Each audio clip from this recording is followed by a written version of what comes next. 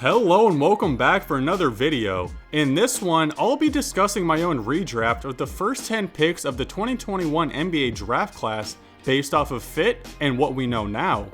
The 2023 NBA draft is approaching quickly, which made me think of recent drafts and how they would turn out today if organizations knew what they knew now.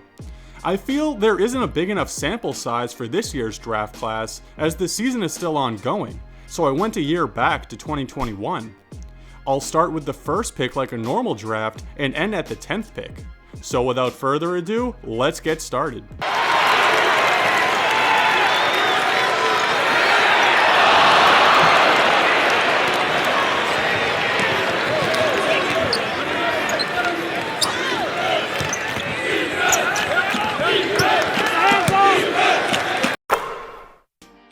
With the first pick in the NBA draft, the Detroit Pistons select Cade Cunningham. Cade only played 12 games this season before suffering a shin injury that would result in surgery and ending his season. But in those 12 games, Cade averaged 20 points, 6 rebounds, and 6 assists, while he averaged 17.5 points, 5.5 rebounds, and 5.5 assists in his rookie year. Cade's game reminds me of a more mature LaMelo Ball that can't shoot as well, but makes up for it in basketball IQ. All in all, I believe out of the 2021 draft class, Cade is still the best fit for the Pistons and probably the best player too. Hopefully he'll be 100% next year so he can show it. With the second pick in the NBA draft, the Houston Rockets select Josh Giddey. One issue with the Rockets today is they don't have a true point guard to run the offense and facilitate. Currently, the Rockets are using Kevin Porter Jr. as their starting point guard, who is a good player in my opinion, but he's more of a two guard and a secondary ball handler. Josh Giddey is a pass-first point guard and someone you can trust to get motion in the offense. Instead of Jalen Green on the Rockets, imagine Josh Giddey at the point and Kevin Porter Jr. at the 2 with a Giddey and Sengun pick and roll combo. In my opinion, this is a better fit and formula for winning, but then again, the Rockets might not be in the same position to potentially draft Victor Wembanyama this summer, so you would have to ask the Rockets organization which they would rather. With the third pick in the NBA draft, the Cleveland Cavaliers select Evan Mobley. The Cavaliers have had a top 3 defense all season in the NBA with a 110.5 defensive rating, so I doubt they regret drafting one of their twin towers, Evan Mobley. Evan hasn't exceeded expectations since the draft, but he certainly met them, averaging 17 points, 9 rebounds, 2.5 assists, 1 steal, and 1.3 blocks this season, and 15 points, 8 rebounds, 2.5 assists, 1 steal, and 1.7 blocks his rookie season.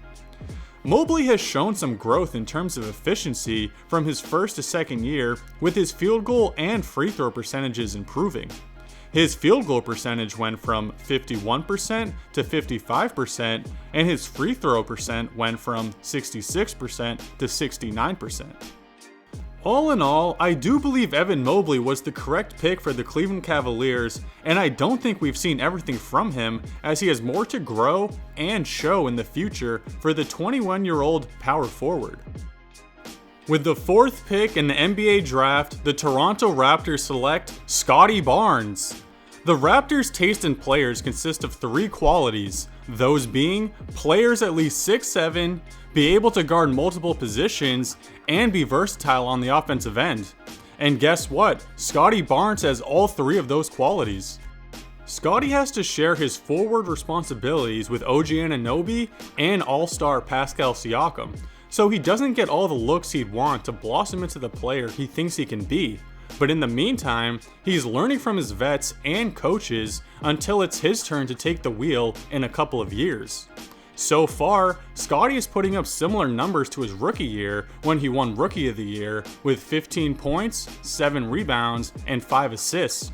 He had 15 points, 8 rebounds, and 4 assists his rookie year. And this is where things start to get interesting. And with the 5th pick in the NBA draft, the Orlando Magic select Jalen Green. Imagine, instead of Gary Harris starting at the 2 for the Magic today, that it was Jalen Green instead. That lineup would be Markelle Fultz, Jalen Green, Franz Wagner, Paolo Banchero, and Wendell Carter Jr. Sounds pretty scary to me. In 2021, the Magic chose to pick Jalen Suggs with the 5th pick, and today he's the backup point guard to Markelle Fultz and playing 23 minutes a game, 4 less minutes than his rookie year. Jalen Green is currently averaging 21.5 points, 4 rebounds, and 3.5 assists, and would be an excellent scoring punch to add to the Orlando Magic. In my opinion, if Jalen Green was on this team instead of Jalen Suggs, they would probably be in the play-in in the East, as they are only 3 games out. With the 6th pick in the NBA draft, the Oklahoma City Thunder select Franz Wagner. In 2021, the Thunder drafted Josh Giddey at the 6th pick, but in my draft, he was off the board at 2 to Houston, so the next best fit for the Thunder would be Franz Wagner. Franz is 6'9" and can shoot well while being able to put the ball on the floor to either take it to the rim or pass and set up a teammate. Franz is currently averaging 19 points, 4 rebounds, and 3.5 assists, and would fit well in the OKC system and lineup. With Franz in the lineup, it would be Shai Gilgeous-Alexander, Lou Dort, Jalen Williams, Franz Wagner, and the other Jalen Williams at center. Sounds pretty solid in my opinion. With the 7th pick in the NBA draft, the Golden State Warriors select Alperen Sengun. We all know about the number 2 pick in 2020, James Wiseman, and his troubles with the Warriors, and how he basically got shipped off at the deadline for Gary Payton II. Well, imagine if the Warriors could fill their center hole with Alperen Sengun, who is currently averaging 15 points, 9 rebounds, and 4 assists. Sengun is a solid passer, so he could act almost like a second Draymond Green on the offensive end as he sets screens and passes for the Splash Brothers, while being able to hit a mid-range jumper himself. All in all, Sengun is only 20 years old, and I feel he has a lot more to show as he matures and gets used to the NBA a bit more. I believe he would be a great fit in the Warriors' high IQ system. With the 8th pick in the NBA draft, the Orlando Magic select Trey Murphy. In 2021, the Magic were able to select Franz Wagner at 8, which was a steal, but in this draft universe, he's already gone at 6 to the Thunder, so the next best option is Trey Murphy, who is 6'8", a great shooter and athlete who competed in this year's slam dunk contest. Sadly, he lost in the final to Mac McClung. Trey is currently averaging 13 points, 4 rebounds, 1 assist, and 1 steal in 28 minutes. But his per 36 stats are 15.5 points, 4.5 rebounds, 1.5 assists, and 1.3 steals. Trey can fill Franz's role as a big wing that can shoot and guard multiple positions, but he can't quite facilitate like Franz can. All in all, I believe Trey Murphy is a solid 3-and-D NBA player that will have a long career as he has desired skills that NBA teams want. With the 9th pick in the NBA draft, the Sacramento Kings select Jalen Suggs. In 2021, the Kings selected Davion Mitchell with the 9th pick, but he barely plays this season at only 18 minutes a game. Davion is known as a lockdown defender, but Jalen Suggs is also a good defender as well, and in my opinion, offers more in the offensive end and could serve as a better backup point guard to De'Aaron Fox. Currently, Suggs is averaging 9.5 points, 3 rebounds, 3 assists, and 1.2 steals in 23 minutes this season, but his per 36 stats would be 14.5 points, 4.5 rebounds, 5 assists, and 2 steals, so the defense is definitely there. To be honest, I'm not sure where Jalen Suggs or Davion Mitchell's careers go from here, but at the end of the day, I feel Jalen Suggs offers more potential.